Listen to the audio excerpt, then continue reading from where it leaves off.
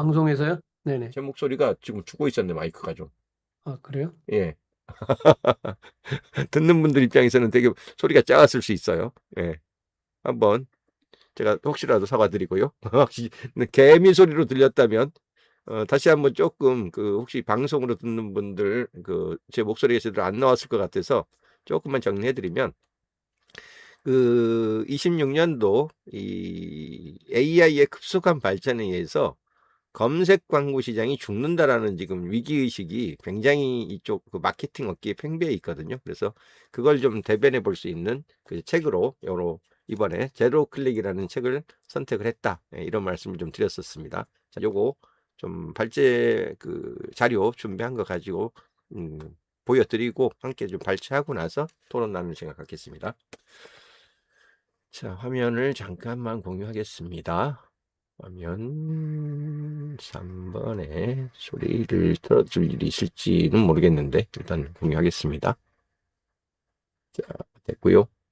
자, 화면 잘 보이십니까? 교재라고 해야 되나? 발제문? 예.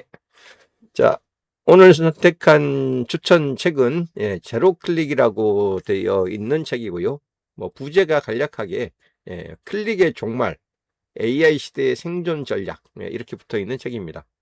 그 손승환님이라는 분이 지은이시고요.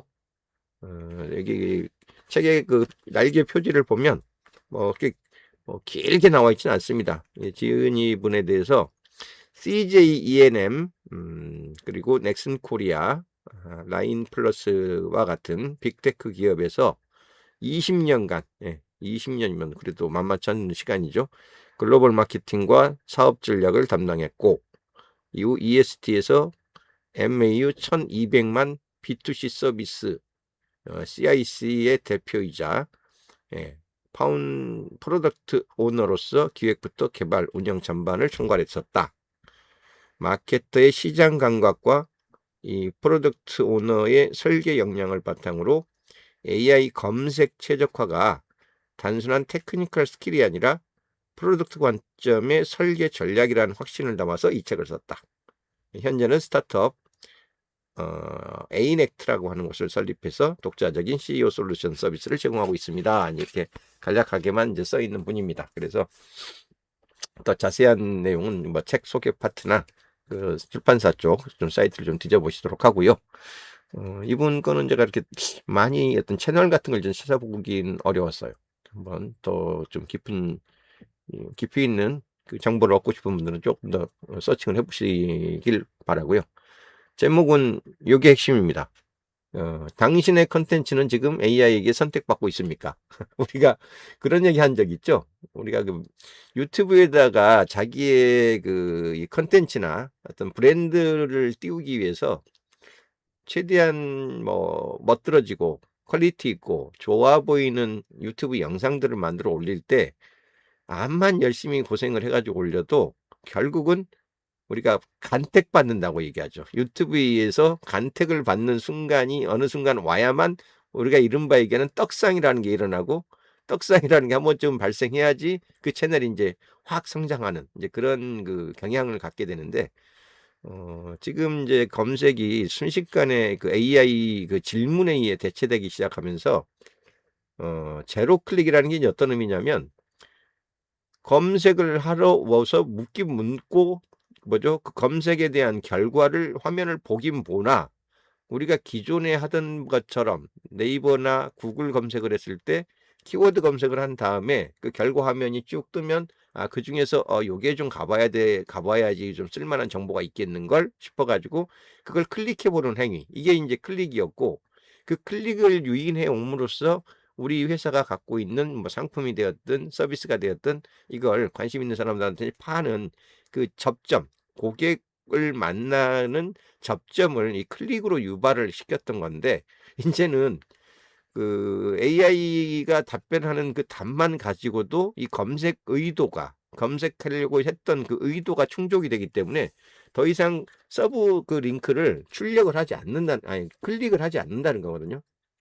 우리는 이제 그나마 네이버 검색에 많이 익숙한 분들이 많고 뭐 여전히 점유율이 떨어졌다고 하지만 여전히 그래도 네이버가 거의 50%대의 점유율을 갖고 있기 때문에 뭐 당장 그 미국처럼 그렇게 큰 뭐 고민을 해야 될 정도는 아니겠지만 여기 책의 그 33쪽 여기 잠깐 보면 25년 6월, 그러니까 작년 6월이죠. 작년 6월 기준으로 전통적인 검색을 통한 유입 트래픽은 평균적으로 약 15 내지 25% 정도 감소한 것으로 보인다라는 추정치가 있고요. 특히 구글 검색의 점유율이 매우 높은 미국의 사례를 염두에 두자면 구글의 검색 결과 페이지에 AI 개요, 여기서 말하는 AI 오버뷰라고 하는 거예요. 그 구글에서 어떤 키워드나 문장으로 질문으로 검색을 했을 때 거기 옛날처럼 링크를 먼저 뿌려주지 않고 그 질문에 대해서 LLM, 그러니까 언어 모델이 답하듯이 미리 답변 형식을 줘버리는 그런 걸 이제 AI 오버뷰, AI 개요라고 부르는데 그것만 읽어도 충분히 내가 원하는 그 궁금증이 해소되는 거 많거든요. 그 결과로 그 AI 개요가 어떤 질문에 대해서 떴을 때 CTR, 클릭하는 비율이 56%가 감소한답니다. 거의 반통이 나버리는 거예요. 그리고 1위 맨 위에 있었던 그 첫 번째 링크 있죠. 그 첫 번째 클릭률이 무려 34.5%까지 다운된답니다. 그러니까 거의 기존의 1위 자리를 고수하고 우리가 흔히 얘기하는 그 뭐죠? 상위 노출을 성공할 수 있으면 확보할 수 있었던 게 클릭수 대비 3분의 1이 날아간 겁니다. 예, 이제 이 정도가 실제로 미국에서 발생하고 있는 이 제로 클릭의 현 주소라고 이 책에서 지금 그 문제 제기를 하면서 이제 시작을 합니다. 그래서 전체 파트 1, 파트 2로 이렇게 크게 나뉘어 두 개의 부로 나뉘어져 있고요. 파트 1이 주로 이런 제로 클릭이 발생하는 현상들, 그리고 그 현상의 의미들, 이런 것들이 주로 쭉 1장부터 5장까지 걸쳐 쓰여져 있습니다. 근데 요거는 그냥 누가 생각해도 그냥 당연한 얘기들이에요. 뭐 정도가 얼마나 더하고 덜하냐의 차이일 뿐 다 이미 예견됐던 것들이고 그 예견이 이미 이제 하나하나씩 현실이 되고 있는 그 상황들을 뭐 국내 사례는 좀 그렇게 많지는 않고 뭐 미국의 자료나 이런 걸 가지고 이제 쭉 얘기를 하고 있는데 그래서 당연한 얘기를 하고 있기 때문에 요 일부는 사실 그냥 쭉 훑어서 보고 그냥 넘어가셔도 됩니다. 인사이트랄 게 없어요. 그냥 문제 제기일 뿐이에요. 그래서 이 보시면 새로운 검색 패러다임의 도래, 제로 클릭이 발생하고 있다. 그러면서 결국 당신의 비즈니스가 사라지고 있다. 이 얘기는 당신의 비즈니스를 소개할 온라인 지면 자체가 없어져 가고 있다는 뜻입니다.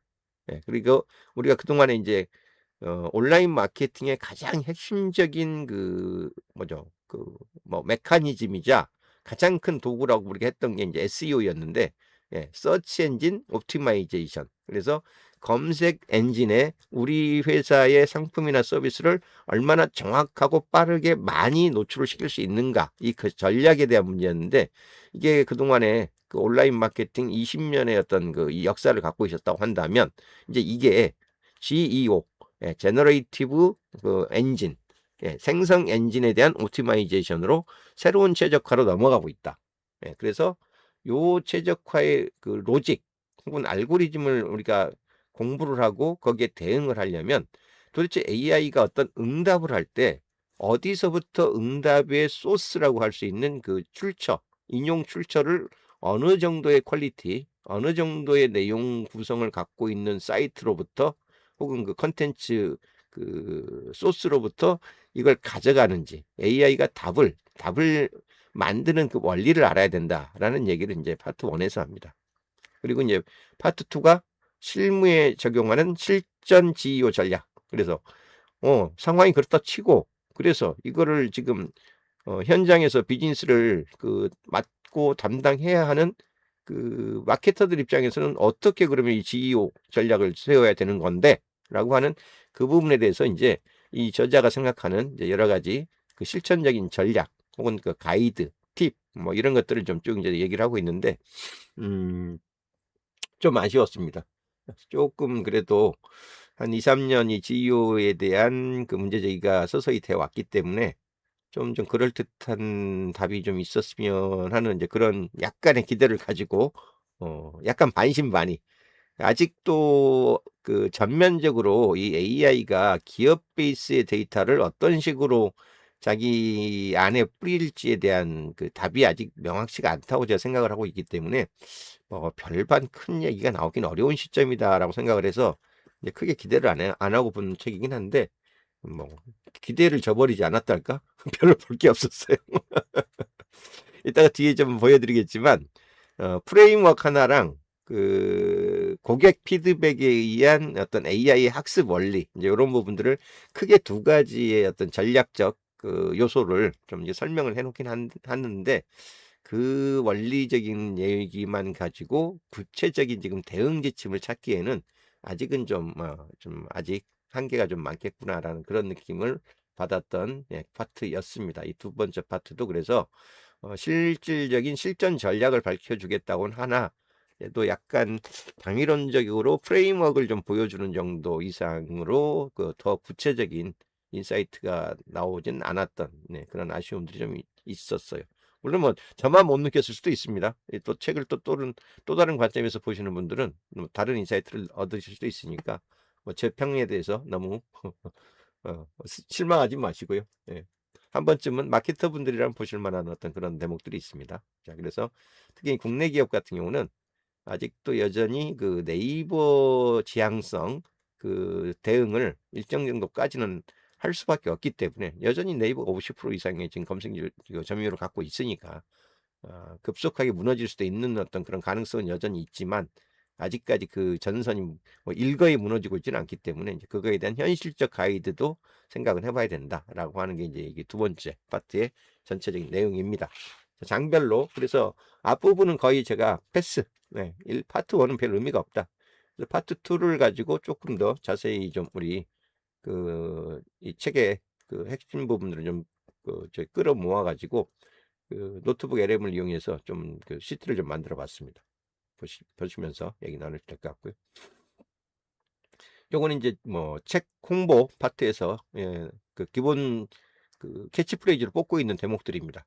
어느 날 아침 당신의 웹사이트 트래픽이 갑자기 25% 급감한다면 그 검색 결과 화면에 당신의 브랜드가 여전히 노출되고는 있지만 보이긴 보이지만 아무도 클릭하고 들어오지 않는다면 이런 상황에서 당신은 어떻게 대처할 것인가 이런 얘기죠. 검색 패러다임은 진짜 어쨌든 바뀔 수밖에 없습니다. 이건 시간 문제일 뿐이에요. 안 바뀌고 그대로 갈 이유는 하나도 없습니다. 여러분이 지난 뭐 2년 내지 3년에 걸쳐서 그 검색 그 엔진의 가장 대표 주자라고 했던 앤서 엔진이라고 저를 불러주세요라고 했던 퍼플렉시티를 단 1년만이라도 써봤다면 그리고 또 최근에 구글이 그 작년 11월 그 제미나이 3.0 프로 나온 이후로 그 검색의 어떤 질이 얼마나 좋아졌는지를 여러분이 혹시라도 보셨다면 더 이상 검색을 할 때 과거와 같은 방식으로 키워드를 나열해 가지고 검색 결과를 링크를 치고 들어가서 보는 경우는 정말 쓰잘데기 없는 시간 낭비라는 걸 여러분이 느끼지 않으실 수 없을 거거든요. 그런 상황에서 이 검색 패러다임이 안 바뀐다고 혹시라도 기대하고 있다면 그건 너무 순진한 생각인 거죠. 뭐 어떤 분들은 여전히 우리 사이트 한번 추적해 봐라. 뭐 구글 애널리틱으로 추적해 보면 암만 무슨 뭐 AI가 어쩌쩌다 저쩌다 해도 지금 전체 우리 사이트에 들어오는 트래픽의 전체 트래픽의 1%도 뭐지 AI를 타고 들어오지 않는데 무슨 어느 쪽을 지휘오냐라고 얘기하는 분들도 계시거든요. 근데 그건 두 가지 관점에서 다시 생각을 하셔야 돼요. 아까 요 얘기하잖아요. 노출이 안 되기 때문에 뭐 우리 쪽으로 클릭이 안 발생하는 게 아니고 노출이 됨에도 불구하고 굳이 링크를 클릭할 필요를 못 느끼니까 문제라는 거예요. 그러니까 어떻든 간에 원인이 어떻든 간에 결과는 제로 클릭으로 발생하고 있는 게 현실이라는 거예요. 그러니까 어떻게든지 AI로부터 우리 쪽에 클릭을 유도해 올 것이냐가 이 마케터의 목적이라기보다는 아예 클릭조차도 하지 않게 될 테인데 그러면 그 클릭도 안 하는 사람한테 우리를 어떻게 노출할 것인가 전면적으로 생각을 다시 해야 되는 거예요. 그러니까 지금 우리 사이트에 들어오는 트래픽에 AI를 타고 들어오는 트래픽의 그 비율이 현저히 낮다고 해서 이 GEO를 무시한다는 것은 바보 같은 생각일 수 있는 거예요. 단편적인 생각이라는 거죠. 그래서 이 문제를 꼭 좀 생각을 해보셔야 되고요. 그 다음에 24년 5월부터 1년 사이에 아까 그 구글 임프레션 오히려 노출 자체는 지금 50%나 증가한다는 거예요. 노출이 안 돼가지고 클릭이 안 발생하는 게 아니에요. 노출은 오히려 증가하고 있는데 클릭 자체를 안 한다는 게 문제라는 거죠. 이거를 잘 보셔야 됩니다. 그래서 검색을 하긴 하는데 그렇게 검색한 거의 거의 60%가 클릭으로 이어지질 않는다. 왜? AI가 답변해주는 응답만으로도 만족해버리기 때문에. 그리고 구글의 검색 결과 페이지 좀 전에 아까 그 56% 감소한다는 얘기 제가 읽어드렸었죠. 그래서 이건 통과. 이게 현실이라는 겁니다. 그럼 도대체 과거의 전통적인 우리 그 서치 엔진 옵티마이제이션 SEO하고 이 제너레이티브 엔진에 대한 옵티마이제이션이 도대체 뭐가 다르냐? 굳이 따져본다면 이런 부분이 다를 수 있죠. SEO는 기본적으로 우리가 검색 상위 노출이라고, 우리말로는 이거 원래 이제 원 표현은 서치 엔진 옵티마이제이션, 그러니까 검색 엔진 최적화라고 하는 표현인데, 우리나라 말로는 이걸 가장 노골적으로 뭐라고 보통 부르냐면 검색 엔진 상위 노출, 뭐 검색 결과 상위 노출, 이런 식으로 보통 표현을 많이 했거든요. 왜? 어떤 키워드를 넣고 검색했을 때 상위 링크 3개 안에 들 수 있느냐 없느냐에 따라서 나머지 그 아래로 깔리는 아이들과 클릭률이 현저하게 차이가 나기 때문에, 인간의 게으르짐이 워낙 커가지고 어차피 몇 개를 그 스크롤하고 내려가서 클릭을 하나, 맨 위에 있는 걸 클릭을 하나, 그게 그거다라고 생각하는 순간 그냥 맨 위에 거부터 가장 눈길이 빨리 가는, 그냥 손가락이 빨리 가는 데에서 클릭을 하고 다음으로 넘어가려고 하는 속성을 갖고 있지, 이걸 스크롤을 몇 번 더 해가지고 다음 장을 넘긴 다음에 이게 마음에 들 것 같은데, 이게 내 정보를 안고 있을 것 같은데, 그런 식으로 들어오지 않거든요. 그래서 1위하고 2위, 3위까지만 하더라도 거의 인터넷에서 클릭 트래픽의 거의 5, 60% 이상을 가져가 버리고, 그나마 또 그 1위가 거의 그거의 또 절반 정도를 가져가 버리는 이제 그런 게 관행이거든요. 그 검사를 실제로 조사를 해보면. 그러니까 결국은 상위 3개 내지 5개 안에 상위 노출을 시키지 못하는 어떤 링크도 간택을 받을 수 있는 기회 자체가 안 생기는 그런 상황이었거든요. 그래서 그걸 어떻게든 상위 노출을 하려고 그렇게 애를 쓰는 게 바로 SEO의 핵심이었습니다. 그래서 검색 결과를 통해서 내 사이트로 클릭을 일으켜 가지고 우리 사이트로 데려오는 것, 어떻게든 유입을 시키는 게 최대 목표거든요. 그래서 도대체 그럼 이 사람들이 맨 첫 번째 검색 행위를 어떤 키워드를 두드리고 들어오는가를 먼저 파악을 해야만 그 첫 접점에 들어오는 그 출구를, 아니죠, 입구 들어오는 유입구를 내가 장악을 하고 어서 오세요 손님, 그래서 낚아갈 수 있기 때문에 완전히 키워드 싸움이었거든요. 어떤 키워드로 사람들이 처음 검색을 시작하고 그 키워드로 검색하는 사람들이 뭐를, 어떤 그 구미에 맞는 그 제목과 어떤 이 낚시 미끼들을 달아놔야지 그걸 무는지를 연구해 가지고 가장 과학적으로 최대한 빨리 끌고 올 수 있도록 하는 게 이 SEO의 핵심이었거든요. 반면에 GEO는 사람이 묻긴 묻는데 키워드로 묻는 게 아니라 자기의 궁금증을 그 일종의 완성된 문장이나 질문 형태로 묻거든요. 뭐뭐 하려고 하는데 어디에 뭐를 어떻게 하면 돼? 이런 식으로 묻는단 말이에요. 그러니까 이거에 대한 응답, 앤서가 올 때, 그러니까 Q&A 형식입니다. 퀘스천에 대한 앤서의 역할의 방식으로 움직여요. 이게 GEO는. 그러니까 AI가 어떤 답변을 생성할 때 그 답변 안에 내가 노출시키고 싶은 우리 회사의 상품 정보나 서비스 정보나 제품 정보, 이런 것들이 AI가 우리를 대신해서, 우리 회사를 대신해서 그 사람이 찾으려고 물었던, 답변을 구했던 AI가 우리 대신 답을 할 수 있도록 그런 전략을 취해야 되는 거예요. 그래서 AI가 답변을 생성할 때 우리의 콘텐츠를 선택하도록 유도하는 최적화 전략, 이게 이제 GEO입니다. 그래서 AI가 요약을 해주든가, 뭐 비교를 해주든가, 어떤 추천을 해주든가, 뭐 이렇게 소개를 해주든가 할 때 우리 컨텐츠가 거기에 어떤 인용 출처로 해가지고 이걸 한번 가보세요라든가, 이 제품을 한번 보세요라든가, 이렇게 해주는, 이제 그렇게 하도록 하는 방법을 찾아야 된다는 거죠. 그러니까 이러려면 이제 사용자가 어떤 키워드를 뒤지느냐가 아니라 어떤 질문을 던질 건지를 예측을 하고 그 질문에 대해서 AI가 가장 응답하기에 좋은 형태의 컨텐츠를 미리 준비해야 되는, 그런 식으로 이제 바뀌는 거죠. 키워드 대응 전략에서 질문에 대한 응답 전략으로 바뀌어야 되는 겁니다. 그리고 그 응답에 우리의 컨텐츠가 인용될 수 있도록 하는, 그런 방식으로 이제 바뀌어야 된다는 게 근본적인 차이라고 할 수 있죠. 그래서 요거 이제 딱 그 책 전체의 그 내용을 넣고 한 페이지로 요약해봐. 이거 노트북 LM의 인포그래픽 기능을 이용해가지고 이 책에서 전체적으로 얘기하는 거 한 페이지로 요약해봐 라고 이제 했던 게 요겁니다. 그래서 AI 시대의 새로운 최적화 CEO 전략은 이런 것입니다 라고 하면서 이제 클릭을 넘어서 인용, 인용 당하는 시대로 넘어가야 된다 라고 얘기하면서 이 SEO와 CEO 간의 검색 패러다임의 변화를 클릭 중심에서 인용 중심으로의 전환. 그래서 SEO가 사이트의 이런 어떤 유입을 목표로 한다면, 그 다음에 GEO는 AI의 답변에 대한 답변을 목표로 한다.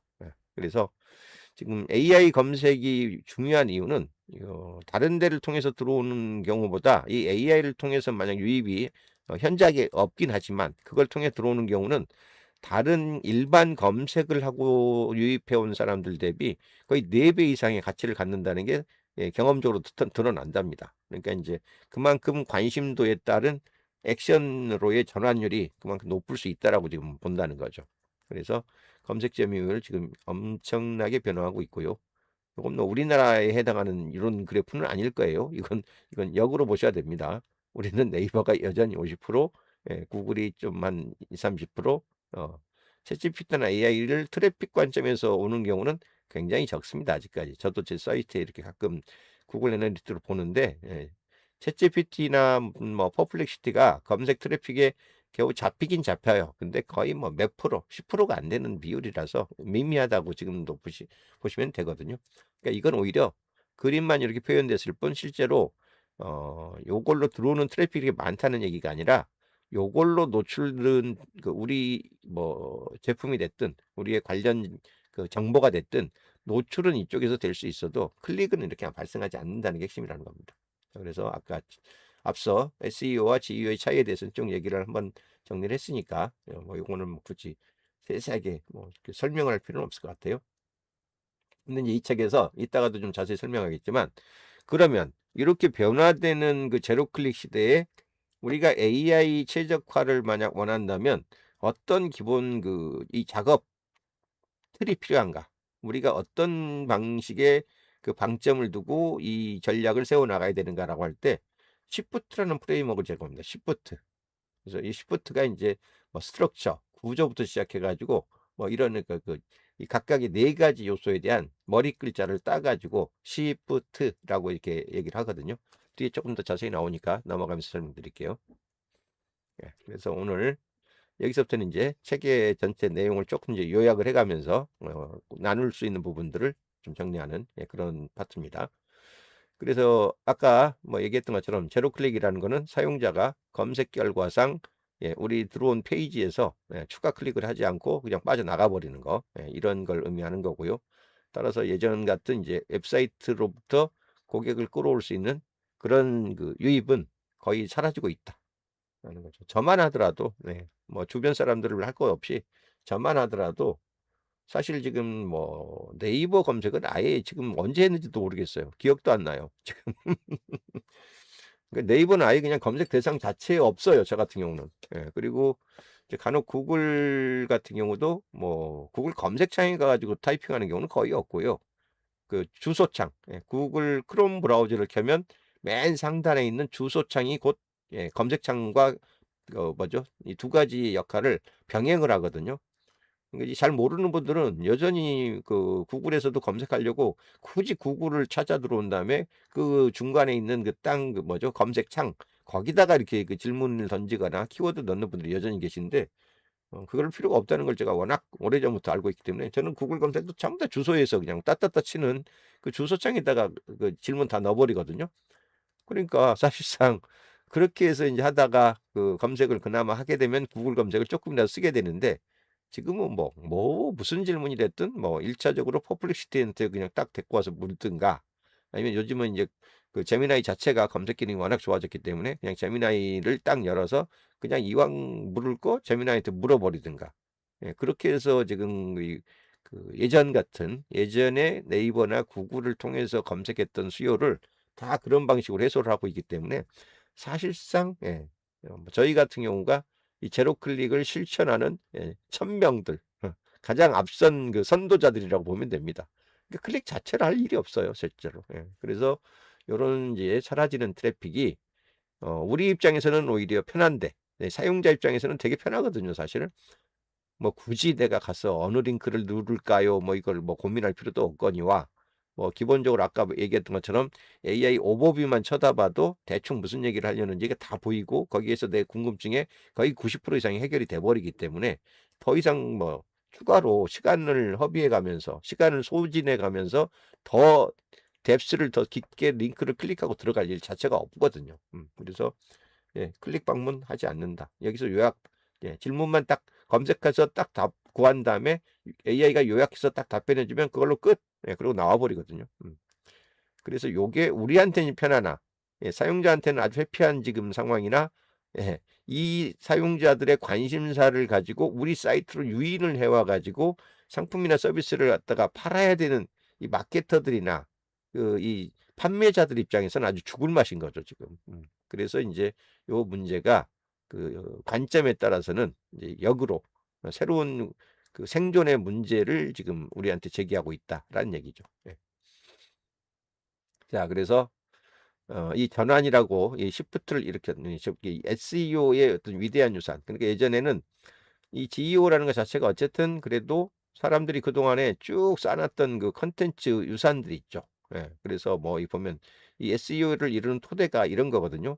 일단 기술적으로 검색 엔진이 기술적으로 어떻게 움직이는지 그 로직에 맞춰 가지고 노출을 시키도록 그 개발이 돼 있는 아이기 때문에 기본적으로 인간들의 속성, 검색을 할 때 인간들이 보이는 속성, 뭐 3 초만 그 버벅대도 나가 버린다든가 그다음에 뭐 웹사이트를 딱 보긴 봤는데 너무 어지러워 가지고 막 광고가 어디까지고 우리의 콘텐츠가 어디까지인지도 모르겠고 막 이렇게 뒤섞여 있다든가 뭐 이러면은 그냥 어지러워 가지고 그냥 한 큐에 나가 버리는 그런 일들이 막 속속 발생하고 있고 또 이거를 이제 또 끌고 가서 어떤 내용인지를 빨리빨리 캡처를 해서 볼 수 있어야 되니까 여기 우리 쪽의 콘텐츠를 크롤링해 갈 수 있도록 허용을 할 것인가 말 것인가. 뭐 그다음에 어떤 식으로 이제 만약 보인다면 우리 랭킹을 최대한 그 검색 엔진한테 높게 어 선순위로 올릴 수 있겠는가. 이제 요거를 굉장히 구조적으로 또 과학적으로 그다음에 실험적으로 많이 연구를 해 가지고 올려온 게 이 SEO의 어떤 그동안의 역사였거든요. 뭐 이거는 뭐 웹사이트가 나온 이래로 거의 90 년대 중반 그 웹브라우저가 나온 이래로 거의 한 지금 길게 보면 한 30 년, 적게 봐도 한 20년 이상의 역사를 갖고 있는 그 영역이기 때문에 상당히 기술적으로도 탄탄하고요. 뭐 정확한 통계는 없더라도 이 SEO만 가지고 그 서비스로 먹고 사는 그 업체가 뭐 전 세계에 10,000개는 넘을 거다라고 할 정도거든요. 그만큼 이제 온라인의 홍보 쪽에는 SEO를 기반으로 이 의존하고 있는 그런 업체들이 워낙 많기 때문에 그래요. 뭐 전 세계에 있는 웹사이트의 개수가 제가 언젠가 한번 쭉 살펴보면 거의 뭐 수십억 개 이상 된다고 하니까 그들이 한결같이 목표로 삼는 게 그거였거든요. 내 홈페이지를 통해서 내 사이트를 통해서 고객 잠재 고객이 될 만한 사람들을 어떤 형태로든 끌고 와 가지고 우리를 노출하는 거. 그러니까 그거를 하기 위한 가장 과학적인 방법론이 SEO인데 그 SEO를 연구를 안 했겠습니까? 우리나라나 되니까 네이버 로직에다가 그냥 뜯어 맞추느라고 정신이 없어서 SEO가 상대적으로 그 뭐죠? 푸대접을 받았던 거죠. 구글을 메인으로 쓰고 구글을 메인 그 검색 엔진으로 쓰는 거의 모든 나라에서는 SEO가 최고의 그 온라인 마케팅 전략이고 전술이었습니다. 그래서 어쨌든 그 기술과 그 경험치 안에 이번에 이제 이걸 기반으로 해서 AI로 바뀌었다고 하더라도 이 SEO가 가장 잘 되어 있는 사이트로부터 사실상 그 먼저 우선적으로 그 이 컨텐츠를 끌고 가서 인용을 하기 때문에 사실상 GEO가 잘 되려면 GEO에 우리께 노출이 좀 더 효과적으로 되려면 사실 그 SEO도 이미 잘 돼 있어야 되는 거예요. SEO가 좀 더 신뢰성 있게 쌓여 있는 그 뭐 히스토리 혹은 그 일종의 그 레거시라고 해야 되나? 그 뭐랄까 그 앞선 그런 토대가 있어야지 그 토대를 기반으로 GEO도 그 힘을 받고 더 나은 그 이 노출이 이루어질 수 있게 되는 거거든요. 그래서 AI가 콘텐츠를 이해하고 그 콘텐츠를 경험하고 실제로 요걸 인용까지 해 가는 그런 것들을 이 GEO가 목표로 하는 거죠. 그래서 이 집으로 치면 이 하층부, 이 토대 부분을 여전히 SEO가 안고 있고, 그 위에 뭐 2층 뭐 아니면 뭐 옥상 그 상층부를 GEO가 차지하고 있는 거라는 거죠. 그러니까 토대 없는 GEO는 있을 수가 없다. 이제 그 얘기를 하는 겁니다. 그래서 SEO에 오히려 이제 뭐하는 뭐랄까 힘과 노력과 경험치를 갖고 있을수록 GEO도 거기에 튼튼한 토대 밑에 밑에 토대를 두고 자기의 좀 견실한 좀 튼튼한 집을 지을 수 있다. 이런 컨셉으로 이 그림을 이해하시면 될 것 같고요. 자, 메커니즘은 이렇습니다. AI가 도대체 뭘 어떻게 뽑아가지고 선택을 하냐? 자, 이 보시면 첫 번째 작업은 크롤링입니다. 정보가 웹에 무지기수로 그냥 부지기수로 널려 있기 때문에 일단은 뭐 개나 소나 쭉 수집을 해오죠. 그러면 그 수집된 거는 이제 카테고리를 별로 이제 색인이라고 그러죠. 나눠줍니다.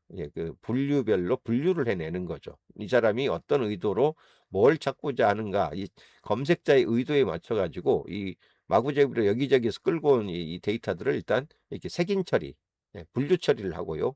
그 다음에 분류 처리한 것 중에서 양이 많으면 한꺼번에 다 보게 할 수는 없지 않습니까? 아까도 얘기했지, 오버뷰라고 하는 게 개요만 최대한 한눈에 딱 읽어볼 수 있는 그 대여섯 줄 이상 이하의 대여섯 줄 미만의 짧은 인용문을 답으로 내놓기 때문에 마냥 그냥 뭐 A4 뭐 몇 페이지짜리를 뭐 문서를 주듯이 데이터를 줘가지고는 사람들이 뒤에서 못 보거든요. 그러니까 이거를 최대한 의미값을 갖는 그 단위로 조각을 잘라내는 거, 이걸 청킹이라고 그럽니다. 청킹. 그래서 청킹을 하고요. 이 청킹된 거를 가지고 이제 연산을 해서 단순히 어떤 키워드하고 매칭되는 어떤 컨텐츠에 링크를 뿌려주는 게 아니라 답을 실제로 질문에 대한 답을 생성해 줘야 되거든요. 그러려면 문장과 문장 속에서 이 사람이 원하는 의도, 질문의 의도에 맞는 답을 생성해 주려면요. 그 문장에 가장 유사한 형태의 답을 수학적 연산을 통해 가지고 문장을 구성을 해줘야 됩니다. 근데 이걸 사람들이 잘 몰라서 그러는데 AI의 데이터베이스를 컨텐츠를 연산을 해가지고 문장을 만들어내기 위해서는요. 모든 데이터가 수치화돼서 벡터화돼야 돼요. 이게 되게 어려운 표현일 수 있는데 문장과 문장의 관계성을 따져가지고 그 완성된 문장을 만들어낼 때 수학적으로 확률을 계산할 수 있는 그런 식으로 대비 데이터베이스를 만들지 않으면 연산 자체가 안 되고요. 문장 자체를 만들 수가 없는 거예요.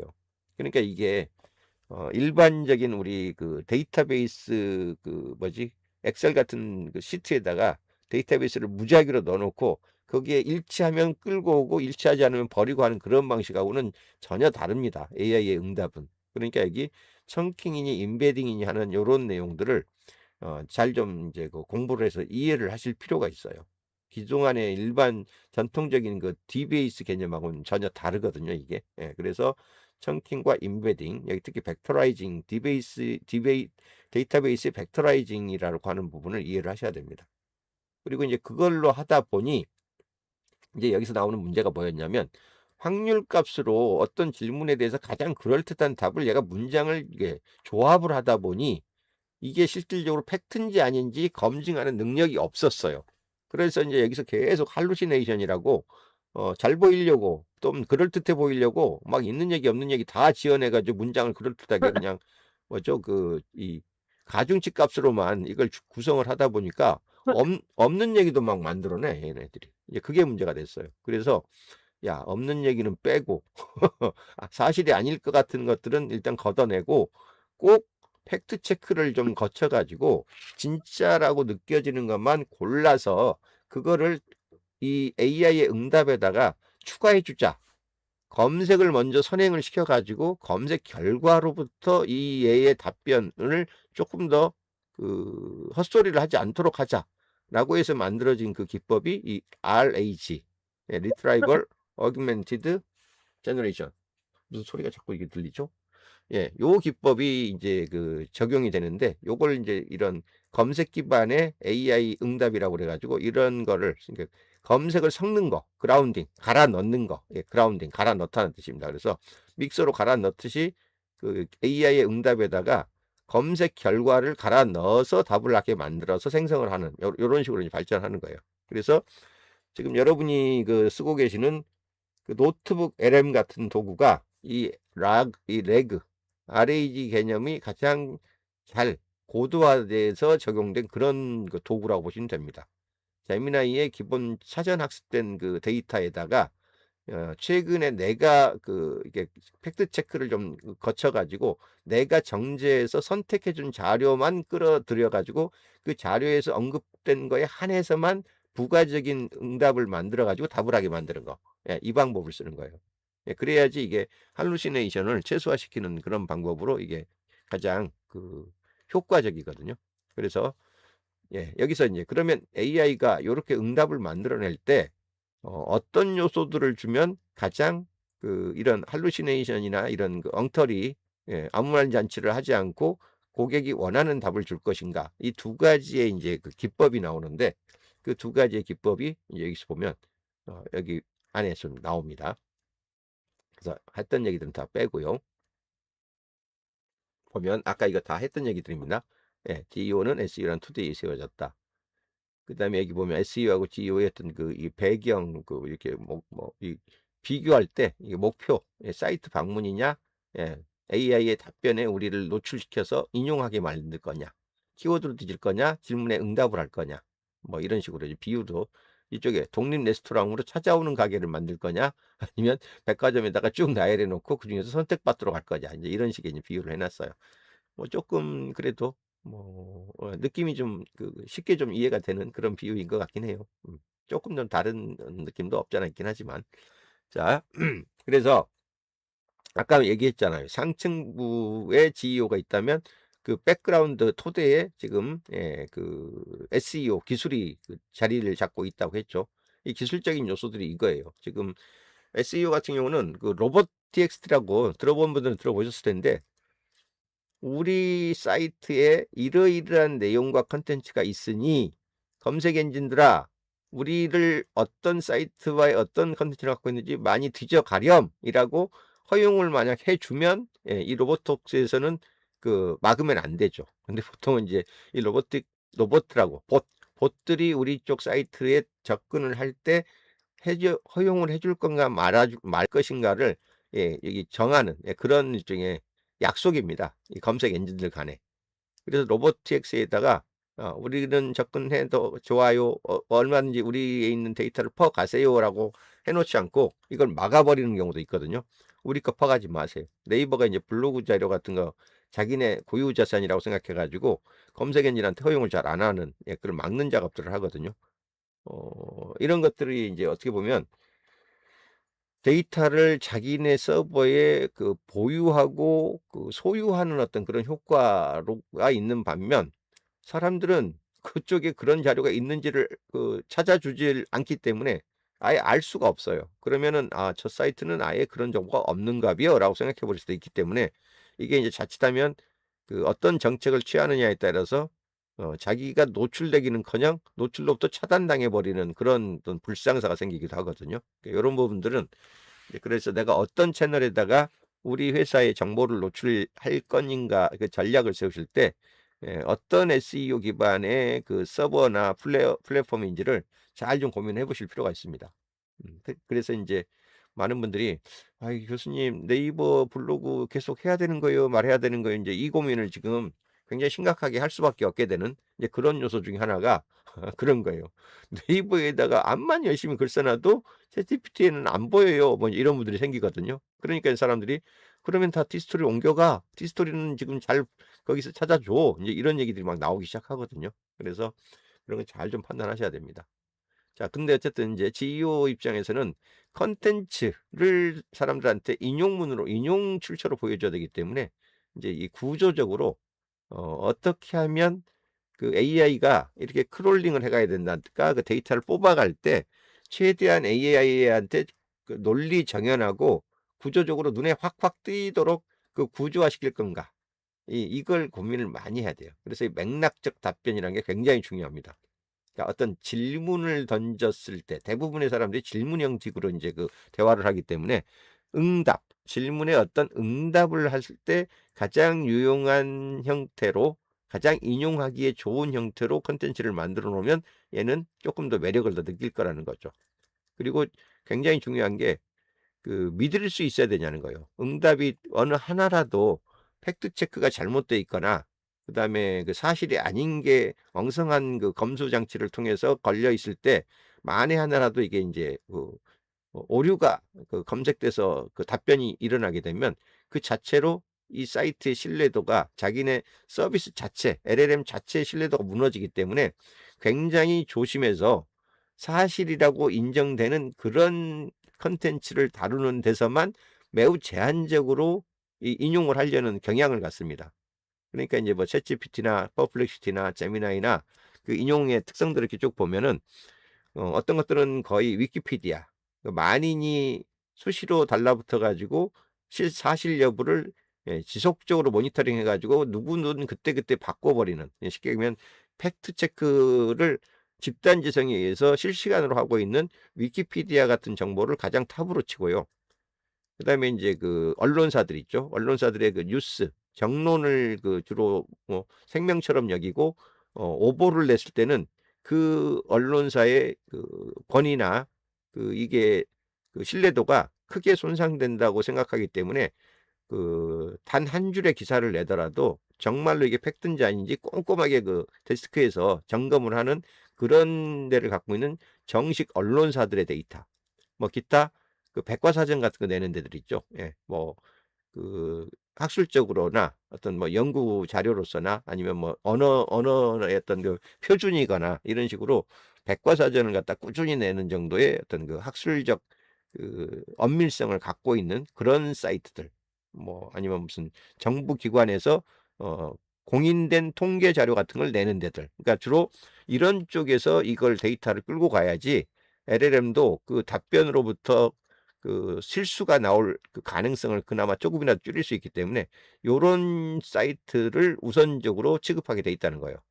그러니까 집단 지성에 의해서 팩트 체크가 실시간으로 되는 그런 데이터를 지속적으로 만들어내는 그런 플랫폼, 언론사, 그다음에 정부 그 기관 공인 통계, 공인 자료, 예, 기타 아까 얘기했던 것처럼 이제 그런 그 백과사전류 막 요런 쪽. 예.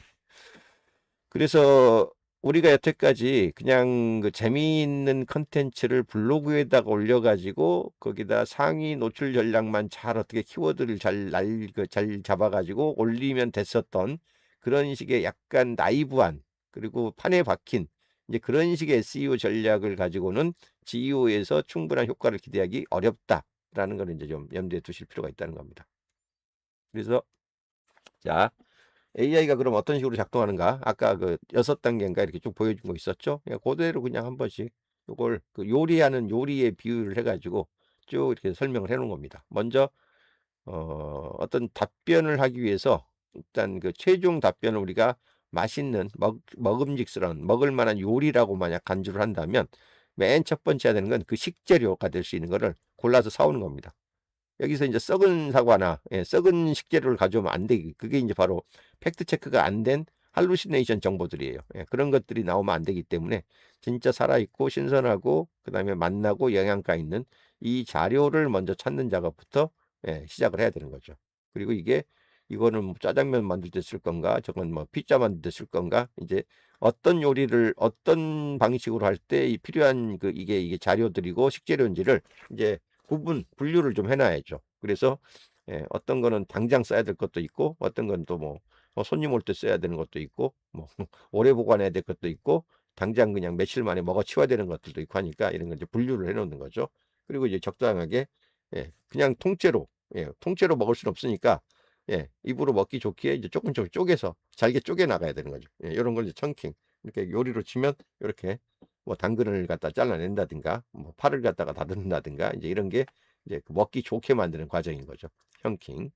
자 그래서 이제 드디어 요리가 되면 예 여기에 맛과 향료 뭐 재료를 갖다가 이제 연결해 가지고 된장찌개를 끓여야 되는지 무슨 뭐 청국장을 끓여야 되는지 이제 요런 것들을 고객의 입맛, 우리가 이 요리를 맛보려고 하는 사람의 취향, 뭐 맛 스타일 뭐 이런 것들을 이제 감안해 가지고 이거를 짜내는 거죠. 계산식을. 예, 그런 식으로 이제 그 조합을 일으키는 거고, 그다음에 여기에다가 혹시라도 잘못된 걸로, 예, 잘못된 이 사람의 의도와 안 맞는 엉뚱한 요리를 갖다 주지 않도록, 예, 최신 정보나 또 최신 지식을 더해 가지고, 예, 거기에 맞춤형으로, 예, 이거를 붙여주는, 예, 그런 작업이 이제 아까 얘기했던 게 마지막 그라운딩 작업입니다. 레그 베이스의 검색을 갖다가 가미하는 거.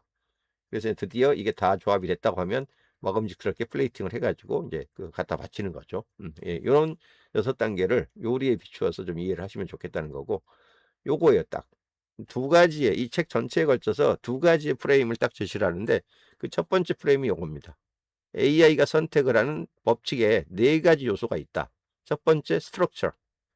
기계가 한눈에 딱 보아서 아하, 이게 제목이고, 이게 중간 제목이고, 이게 소제목이고, 이게 본문이구나 라고 하는 거를 최대한 깔끔하고 빨리 눈에 띄게 할 수 있게 데이터를 달래는 거예요. 막 수필을 갖다가 막 주어 수어 뭐 형용사 수식어 막 이렇게 깨서 해놓으면 뭐가 중요하고 뭐가 덜 중요한지, 뭐가 핵심 키워드고 뭐가 그냥 마이너한 설명인지를 알 수 없는 그런 문장형, 블로그형 문장을 쫙 써놓기만 하면 AI는 그걸 해독을 하면서 잘라내느라고 시간을 더 허비하기 때문에 그런 자료를 싫어한다는 거예요. 그런 자료를 기피한다는 겁니다. 그런 면에서도 이제 앞으로 콘텐츠 전략이 블로그성 글을 쓰기보다는 이런 데이터 요약집 같은 거, 아주 구조화라고 보통 그러죠. 뭐 중요도로 치면 1등급, 2등급, 3등급, 그 밑에 가장 작은 등급, 뭐 이런 식으로 하이라키가 딱딱 나눠져 있는, 이 H1이 우리 웹사이트에서 글자 폰트 크기로 치면 제일 큰 폰트를 얘기하는 거거든요. 헤드라인 1. 그다음에 H2가 그거보다 작은 글자. 그 밑에 이제 뷰렛 표시라고 그래 가지고 뭐 여기 점을 찍거나 뭐 세모 표시를 체크하거나 뭐 이렇게 돼서, 예, 이게 하이라키가, 예, 가장 큰 주제의 작은 주제 밑에 실제 본문들 뭐 이런 식으로 쫙, 이게 하이라키가, 이런 계단식 구조가 잘 짜여져 있을 때 이 AI는 가장 이걸 빨리 읽어낸다는 겁니다. 그래서 여기 헤드라인 태그나 그다음에 어떤 리스트 목록이나 그다음에 XY 축으로 해가지고 X열은 뭐고 Y열은 뭔데 그게 합해지면은 무슨 뜻을 갖고 있어요? 라고 이렇게 의미값을 테이블 구조로 보여주는 거. 예, 요런 데이터일수록 AI는 더 쉽고 빠르고 정확하게 읽는다는 거예요. 예, 그래서 안 혼동되고. 그래서 요런 식으로 문서화 시켜 놓은 가장 대표적인 문서 포맷이, 예, 엑셀 시트, CSV 파일이나 혹은, 예, MD 파일이라고 하는 걸 들어보셨죠? 마크다운 문서. 예, 이게 이런 기본적인 표를 가지고 하이라키를 만들어주는 그런 문서 구조를 얘기하거든요. 그러니까, 예, 뭐 일반 텍스트라고 하더라도 그냥 플레인 텍스트 동일한 등급의 헤드라인의 크기의 사이즈의 어떤 변화가 없는 그런 텍스트 파일을 쓰시기보다는 MD 파일 같은 걸 쓰시는 게 훨씬 더 AI가 판단하기에는 더 쉽고 좋다. 이런 정도로 알아두시면 좋을 것 같아요. 근데 이게 정말 중요합니다. 인텐트, 의도에 대한 적합성. 여러분이 나중에 제미나이 같은 거나 챗GPT가 thinking 모드라고 그러죠. 사고 모드를 선택해 가지고 이렇게 말을 시키거나 질문을 던져 보면요. 얘가 생각하는 중입니다라고 하는 이 대목이 숨겨져서 뜨는데, 그거 한번 펼쳐 보세요. 그거 한번 이렇게 드롭다운 마크 화살표 눌러 보면요. 안에 백그라운드에서 얘가 하고 있는 작업들이 보통 영문이나 이런 걸로 아니면 무슨 뭐 연산 코딩으로 이렇게 쭉 보여지는데, 그거 보면요. 맨 먼저 나오는 이제 분석 답변 타이틀 중에 하나가 뭐냐면요. 예. 인텐트 어널리시스라고 떠요. 예. 의도 분석. 그러니까 사용자가 어떤 질문을 나한테 던졌을 때 이 주인님이 도대체 무슨 의도로 지금 나한테 이런 질문 던졌지? 애널리시스를 하는 게 가장 먼저 하는 작업 중에 하나입니다. AI가 숨겨진 사고 모드에서. 그러니까 의도에 맞는 거에 답이 될 수 있는 그런 컨텐츠여야만 얘는 응답지로 갖다 쓰기에 편하다는 겁니다. 굉장히 중요한 얘기고요. 그 다음에 피델리티, 정보의 충실성. 의도에는 맞는 것 같긴 한데 그냥 일종의 용두삼이야. 뭐 처음에 시작은 그렇다게 썼는데 결론적으로 가보니까 답이 뭐 흐리멍텅하게 이게 답인지 아닌지 잘 모르겠어. 혹은 이게 기껏 답이라고 생각했는데 나중에 알고 보니까 벌써 한 1년 묵은 옛날 데이터야. 예, 이럴 때는 이 정보를 믿을 수가 없는 거거든요. 이런 것들은 이제 충실성이라고 그러는데 얼마나 최신 정보이며 또한 얼마나 정확한 정보인가. 예, 뭐 역사적 사실이야 뭐 시간이 간다고 해서 바뀌지 않은 거니까 그거는 사실성이 중요한 거고 네, 당장 뭐 대한민국 대통령이 누구야라고 했는데 갑자기 뭐 윤석열이에요라고 답변을 한다든가 뭐 왜 그렇게 답해 지금 아닌 것 같은데 그러면 아 저는 뭐 2000 몇 년까지만 학습된 데이터를 갖고 사진 학습된 뭐 모델입니다. 이런 식으로 답을 해버린다든가 이러면 이제 이 기대하는 사람의 그거를 완전히 깨버리는 그런 이제 현상이 발생하는 거거든요. 그러니까 이제 정보의 최신성과 정확성 이게 이제 꼭 받쳐줘야 되고요. 그러면 당연히 그게 있어야지 이제 신뢰가 생기긴 하겠지만 아까도 얘기했듯이 신뢰도를 믿을 수 있는 출처인가 아까 얘기했죠. 방송, 언론, 정부, 그다음에 그 집단 그 지성에 기반한 백과사전 이런 부분들이 얼마나 사람들한테 기본적으로 믿음을 주고 있는 사이트인가 그게 크면 클수록 인용될 확률이 높아지니까요. 그래서 요 네 가지 시프트 요 프레임을 꼭 지켜서 그에 맞는 전략을 취하는 게 CEO에서는 핵심이다라는 얘기를 계속 반복합니다. 여러 챕터에서. 그래서 이걸 갖다가 적용했을 경우 어떤 거와 좋고 어떤 게 나쁜지 뭐 이런 얘기를 하고 있습니다. 자, 그다음에 또 하나의 이제 그 툴이 요게예요. 피드백 루프. AI는 스스로 학습한다. 그래서 사람들이 이제 AI의 학습이라는 말을 많이 좀 이렇게 오해를 하긴 하지만 대표적으로 그 휴먼 피드백에 기반한 그 강화 학습이라는 표현을 많이 씁니다. 휴먼 피드백, HF, 휴먼 F, feed. 그다음에 RL. 예. 러닝은 러닝인데 리포스먼트 러닝이라고 그래가지고 강화 학습. 챗GPT도 그렇고 가장 그 LLM이 사람 말에 정확한 응답을 하게 했던 가장 대표적인 방식이 그겁니다.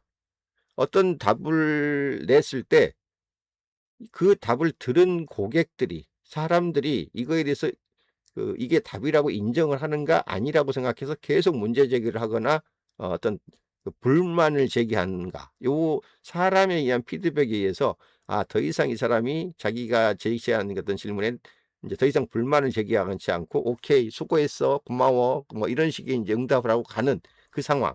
예, 그럴 때야 비로소 아하 이 사람들은 이런 질문에는 이렇게 답해 주는 걸 좋아하는구나라는 걸 AI가 스스로 학습을 하게 되는 거예요. 예. 그래서 지금 챗GPT가 그 제미나이가 아무리 기술이 발전했다고 하더라도 다른 어떤 부분보다도 고객의 의도를 파악해서 그 사람이 원하는 그 가장 적합한 답변을 빨리 받아먹는 쪽으로는 여전히 챗GPT가 가장 좋은 응답을 낸다고 하는 이유는 요것 때문에 그래요. 휴먼 피드백을 지금 챗GPT 같은 경우는 하루에도 데일리 거의 30억 건 이상의 응답을 얘가 하고 있거든요. 그러니까 수많은 사람들이 어떤 식으로 질문을 하고 그에 대해서 어떻게 답을 했을 때 만족하고 떨어져 나가는지를 지금 챗GPT만큼 정확하게 알고 많이 알고 있는 데가 없는 거예요. 고객의 의도를. 그래서 거기로부터 학습된 내용이 고객의 응답을 좌우하게 되는 겁니다. 요 두 개. 그러니까 결국은 많이 그 학습을 고객의 응답에 대한 학습을 한 그런 LLM일수록 상대적으로 더 좋은 응답을 그 사람들이 느낄 수 있기 때문에 여러분이 만약에 인제 자기의 회사 정보나 그다음에 인제 이런 걸 만약 어디에 노출을 하길 원한다 그러면 이 어느 LLM 플랫폼을 사용할지에 대한 판단을 거기서 좀 하실 필요가 있다는 거죠. 핵심이 두 가지입니다. 그래서 아까 시프트 전략과 이 인간 피드백에 의한 피드백 루프를 어떻게 대응할 것인가. 두 가지가 핵심이에요. 그래서 인제 기술적인 GEO의 체크리스트를 요렇게 이제 몇 가지 합니다. 그래서 뭐 사이트 존재가 웹마스터에 정확하게 등록되어 있는가. 사실 빙보다는 이제 구글이 워낙 이제 앞서가기 때문에 구글의 그 웹 도구에다가 우리 사이트 존재를 등록시키는 거. 그다음에 로보틱스트에 뭐죠? 우리 혹시 사이트가 차단돼 있지는 않은지 그 참고하도록 검증하는 거.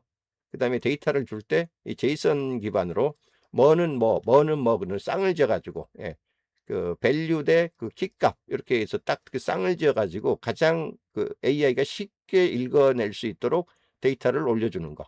예.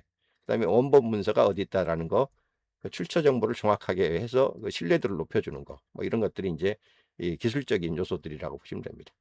그래서 혹시라도 이제 토론을 좀 하신다면, 해본다면 요런 세 가지 정도를 논의해 보시면 어떻겠습니까? 이 책을 읽고 이렇게 해서 이제 트래픽 없는 마케팅. 과연 사용자가 웹사이트를 방문도 하지 않고 답변만 보고 떠나버린다면 도대체 우리는 뭘 성과 지표로 삼으면 좋을까요? 뭐 이런 질문 한번 던져보시는 것도 좋을 것 같고, 좀 전에 얘기했던 그 시프트 진단.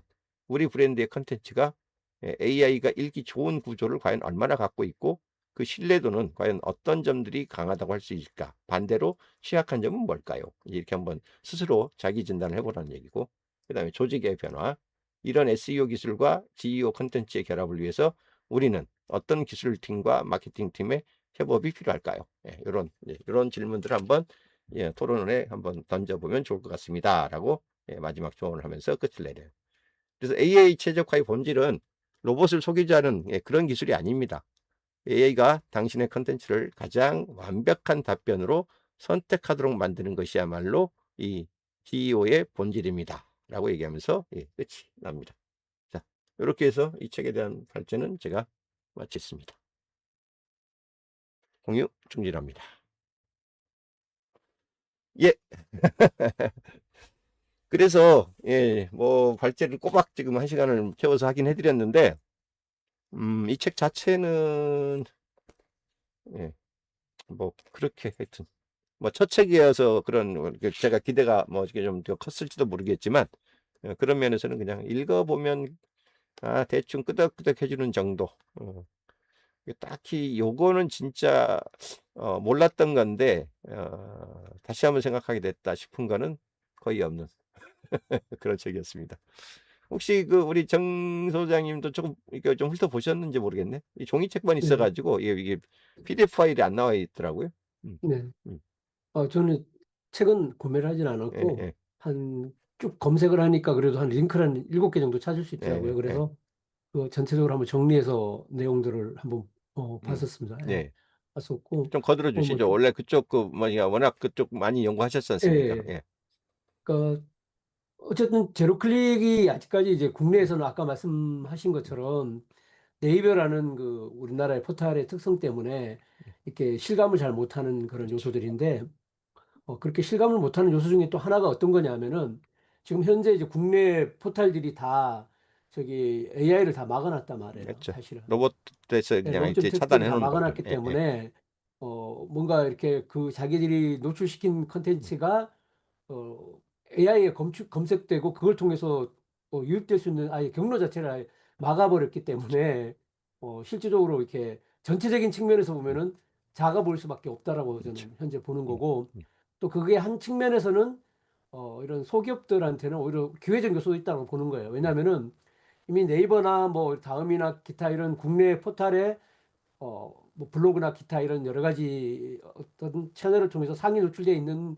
곳이 이미 장악하고 있는데, 어쨌든 아까 설명해 주신 것처럼 AO도 결국은 뭐냐면 GEO도 SEO를 기반으로 해서 되기 음, 때문에, 그러면 거기 상위 노출된 거 기업들이 컨텐츠가 노출된다면 거기가 우선적으로 어, 색인되거나 아니면 인용될 확률이 큰데 비해서 지금 그렇게 하고 있지 않기 때문에 음, 오히려 티스토리 같은 경우는 지금 오픈되어 있거든요. 그렇죠. 거기에 다 티스토리 같은 블로그를 오히려 키우는 것이 더 음, 효과적일 수 있는 방법이라는 것들도 하나의 기회가 될 수 음, 있고, 이제 또 그러면 사실 이제 뭐 검색 엔진에서 오버뷰나 아니면은 이제 AI에서 색인돼서 인용되는 것들에 대한 기회를 갖기가 어려운데, 그러면 어떻게 그러면 소기업들을 접근해야 될 건가라고 했을 때 거기 가장 좋은 현재 전략은 티스토리 같은 경우도 되고 오히려 유튜브가 효과적이다고 이야기를 많이 제안을 하더라고요. 그렇죠. 그래서 유튜브는 어차피 글로벌하게 지금 되고 있고 모든 컨텐츠가 노출될 수 있기 때문에 좀 더 유튜브에 충실해서 이런 전략들을 이해하고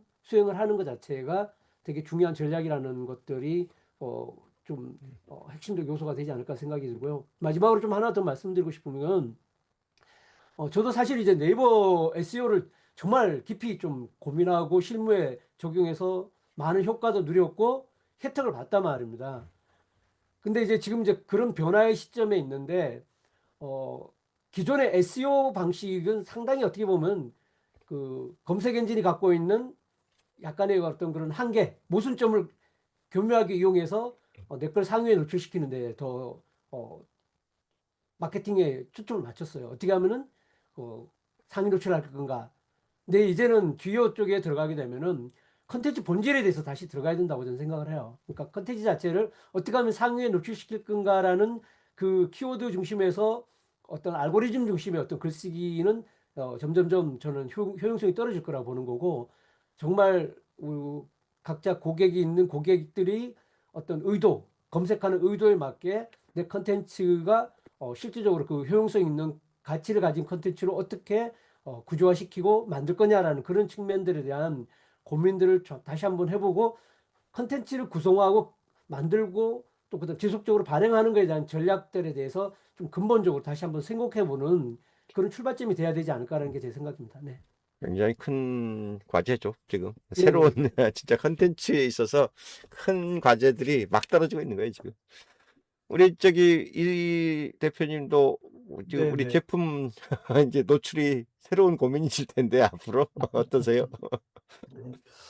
저는 이제 음, 기존의 검색 엔진에서 예, 검색 의도 얘기를 많이 했잖아요. 일단 정보를 찾는 거, 그리고 뭐 구매를 하거나 그 구체적인 뭐 상품이라든지 뭐 결과를 찾는 거가 많이 혼재돼 있었잖아요. 그렇죠. 예전에는 모든 게 검색 엔진에서 했었죠. 그래서 어떤 새로운 뭐 요새 뭐 눈이 굉장히 뭐 침침해가지고 그렇다 그러면 왜 눈이 침침한지 뭐 이유라든지 뭐 이런 거를 처음에 검색하고, 그러면 나에 맞는 그 제품은 어떤 게 좋은지 검색하라고 모든 검색이 검색 엔진에서 됐다면, 지금은 AI가 활발하게 사용되면서 대부분 정보를 얻거나 취합하고 종합하는 거는 이제 더 이상 검색 엔진에서 하기보다는 이제는 뭐 AI를 통해서 하게 되는 것 같아요. 그렇죠. 그리고 그 AI 그 어떤 제품이나 뭐 이런 효과에 대해서 내가 뭐 블로그 컨텐츠나 뭐 웹페이지도 아무리 잘 이렇게 구성해 놓더라도 그게 AI가 인덱싱을 해서 가져오기도 쉽지도 않고, 음, 그렇게 갖고 와도 거기 있는 참고 링크를 사실 클릭해 보는 경우는 별로 없잖아요, 사람들이. 거의 없죠. 그래서 예.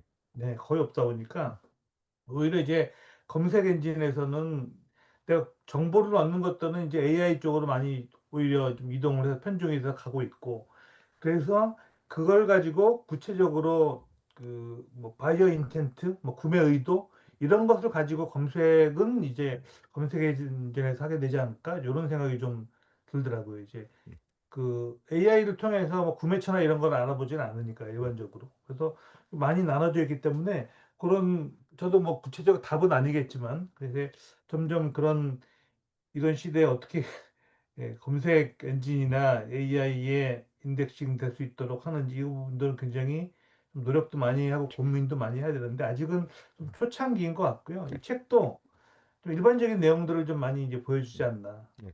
그 정도 선인 것 아직 같습니다. 특히 앞으로 어떻게 좀 더 변해갈지는 좀 더 지켜봐야 되지 않을까? 네, 고민해봐야 되지 않을까 생각이 듭니다. 그러니까 이 제로 클릭의 연장선에서 이제 다음 타임에 고민해야 될 분들이 누구냐면, 지금은 이제 뭐 블로그나 이런 걸 가지고 우리 그 상품이나 서비스가 노출이 안 돼요 하는 분이 일차적으로 고민들 하시지만, 좀 더 궁극적으로 가면 어 쇼핑몰 하시는 분들, 과연 사람들이 지금도 이미 챗GPT에 이제 쇼핑 어시스턴트가 만들어지기 시작했거든요. 지금 이제 결제 모듈이 아직 안 붙어 있으니까 그나마 그냥 검색 용도로 필요할 때 지금 뭐 비교 검색 정도로 하겠지만, 앞으로 검색 기능까지에 플러스 결제 기능까지 만약 붙어버리게 되면 쇼핑몰을 들어갈 필요도 없어져 버리거든요. 인제는 암만 디스플레이를 이쁘게 화려하게 뭐 멋지게 꾸며놔도 그냥 야, 어느 지금 내가 얼마짜리 어느 어떤 용도로 어떤 제품을 사려고 하는데 네가 어디 사이트 그 쇼핑몰 주요 사이트 들어가 봐 가지고 거기 최근 리뷰 가장 좋은 거 상품 몇 개 끌고 와서 어 가성비 비교한 다음에 하나 골라 줘. 뭐 이래 버리면 쇼핑몰조차도 인제 인간의 그 이 탐험 영역이 아닌 거예요. 아이 쇼핑이라도 하고 싶어서 가지 않는 한 그냥 실질적으로 실무적으로 필요해 가지고 구매하는 거라면 그 구매에 따르는 그 숱한 시간 낭비를 인간은 하려고 하지 않거든요. 예, 이렇게 되면 인제 쇼핑몰의 어떤 그 쇼핑 패턴도 제가 볼 때는 이 제로 클릭만큼이나 엄청난 변화가 올 거라는 생각이 좀 들거든요. 그래서 향후 몇 년 안에 쇼핑몰을 어떻게 구축하는가도 굉장히 큰 과제가 하나 또 다른 과제로 예, 제로 클릭 시즌 2로 아마 그게 발생할 가능성이 전 굉장히 높다고 봐요. 그러니까 그 지금부터라도 이 AI의 그 노출 로직에 대한 고민들을 그 단순 블로그 운영하시고 컨텐츠 운영하시는 분들뿐만 아니라 쇼핑몰에 물건 파시는 분들도 굉장히 진지하게 좀 대비하셔야 된다는 생각이 좀 듭니다. 예. 저는 이제 예. 거기 좀 덧붙여서 이야기하고 싶은 게, 음. 그러니까 그럼 작은 기업들은 어떻게 이제 사실은 이제 기업의 마케팅을 하고 연속성을 가질 것인가 했을 때, 지금까지 퍼포먼스 마케팅 대부분 뭐냐면은 노출이 곧 유입해서 곧 전환이라는 그 공식이 여전히 유효했거든요. 그래서 어떻게 많이 유입해서 바로 전환으로 시켜서 그다음에 또 유입하는데 거의 모든 게 사실 이제 마케팅에 포커스가 맞춰져 있었는데, 뭐 소대 최 교수님도 말씀하셨지만 그런 소비시키는 마케팅은 점점점 이제 효용성이 떨어질 거라고 저는 생각을 하는 거고, 결국 한 명의 고객과도 결국 어떻게 관계를 맺어서 그 고객과 지속적인 관계를 가져가고, 그 관계를 통해서 나와의 어떤 그런 다양한 뭐 한번 구매한 고객이 업셀 크로스셀을 하도록 하는 그런 요소를 만들 수 있는 것들이 고객과 어떻게 관계를 만들어 갈 건가에 대한 그런 것들에 대해서 이제 정말 치밀하게 설계하고, 또 그런 요소들이 결국 단순하게 뭐 물건만 파는 것들이 아니라 그 어떤 커뮤니티라는 요소 속에서 서로 간의 상호적인 관계를 가져갈 수 있는 지속성을 만들어 가는 거에 대한 고민을 하지 않으면은 단지 리드를 따내고 판매하고 끝나고 판매하고 끝나는 방식의 비즈니스는 점점 어려워질 거라고 저는 생각해요. 네. 특히 조금 전에도 이제 쇼핑몰도 이야기했지만 뭐 더군다나 이런 어떤 어, 사이트 같은 경우 자체도 AI의 어떤 거로 검색을 하게 되면 에이전트로 구매까지 여기고 결제까지 이어지는 상황이 되면 그런 상황은 더 이제 극단화되는 상황들이 되기 때문에 지금부터라도 차근차근 이제 신규 고객 만들어서 얼마만큼 유입하는 것보다는 나한테 들어온 고객을, 그다음에 또 한 번 더 나한테 구매한 고객과 어떻게 관계를 가지고 지속성을 유지하느냐는 부분에 대한 마케팅적 고민들이 되게 깊이 있게 지금 준비되지 않으면은 점점점 이렇게 경쟁 부분에서 어려워지지 않을까라는 게 제 개인적인 생각입니다. 네, 네. 네. 하여튼 기술이 발전하면 발전할수록 고민은 쉬지 않고 더 쌓입니다. 이게 더 쉬워져야 되고 더 편해져야 되는데 또 한쪽으로는 더 큰 고민이 쌓이는 게 참 아이러니입니다. 자, 오늘 이렇게 해서 제로 클릭 192회차 우리 일요일밤 북톡방 대충 또 논의 마무리하고요. 그 어떡하죠? 다음 달로 이제 넘어가야 되는 거고, 일정 그 카렌더를 봤더니 1일 주간은 우리 그 송영 교수님 오늘 좀 다른 일정이 있어서 못 들어오셨는데 뭐 송영 교수님 하시면 좋을 것 같고, 8일까지도 괜찮은데 15일이 설 주간이네요. 2월 달이 또 딱 그 28일밖에 없는 그 달이어가지고 아무래도 아마 우리 설 주간 하루 쉬시고 대신 3월 달이 지금 1일 날이 일요일로 해가지고 5주가 있으니까 3월 1일 날 그 2월 마지막 그 저기 발제를 제가 맡으면 되겠네요. 3일절 날. 그러면 다시 3월 달에 4주가 남아 있으니까 그렇게 가면 좋을 것 같고, 송 교수님 오시면 어떤 책 그 2월 첫날 하실 건지 제가 여쭤보고 공지하도록 하겠습니다. 혹시 두 분 뭐 이렇게 그 뭐 교육이나 뭐 이런 거 네. 공지할 사항 혹시 있으십니까? 근데 제가 교육 다음 주 중에 좀 오픈을 할 거고요. 그래요? 예. 예, 그래서 할 거고 지금 그래서 저도 집중할 부분을 이제 구글 AI 쪽으로 좀 활동을 해보고자 아, 커뮤니티 사이트를 하나 만들었어요. 음, 그래가지고 이제 본격적으로 이제 활동을 좀 해보려고 하고 있습니다. 예, 좋습니다. 구글 천하통일이 이미 저는 시작된 느낌을 받고 있기 때문에, 그러면 아예 저기 이 교수님이 그거 좀 홍보도 하실 겸 이달 지금 아직 제가 저거 우리 포럼 그 저기 못 정했거든요. 아, 그 예고편을 한번 포럼에서 들려주시면 어떨까 싶네요. 뭐 말일쯤이나 뭐 해가지고. 알겠습니다. 예, 그렇게 한번 하죠. 그럼. 예. 그러면 오히려 우리 저 교섭하는 것도 좀 부담이 덜고 홍보 사전 홍보는 효과도 좀 낼 수 있지 않을까 싶네요. 예, 알겠습니다. 저희랑 따로 논의하시죠. 네, 자, 우리 네, 예, 그래도 유튜브로 지금 한 10 서너 분 함께 계속 붙어주셨는데 함께 해주셔서 감사드리고요. 자, 1월 다 갑니다. 예, 설을 향해서 아직 남은 2주 동안 예, 새해 설계 잘 하시는 예, 그런 주간이 되시기 바랍니다. 자, 다음 주 일요일에 다시 뵙겠습니다. 예, 네, 수고하셨습니다. 수고하셨습니다. 네, 다음 주에